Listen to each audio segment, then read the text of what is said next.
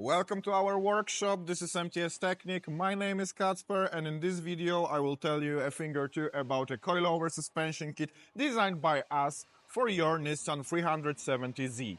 This kit is available in two variants, streets and stands. They differ in spring type and spring stiffness.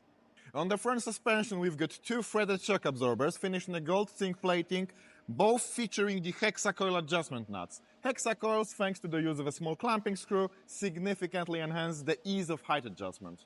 The springs are manufactured by a German company, eibach. As I said before, they differ in type and stiffness depending on the variant. In street variant, we've got progressive springs on the front and ERS type springs with linear characteristics on the rear, featuring helper springs that provide preload for the mainspring. On stands variant, we've got ERS type springs and helpers on both front suspension and rear suspension. ERS type springs, thanks to their internal diameter of 60 mm, allow for easy replacement with springs of different stiffness. Rear suspension is equipped with performance shock absorbers with a shortened stroke.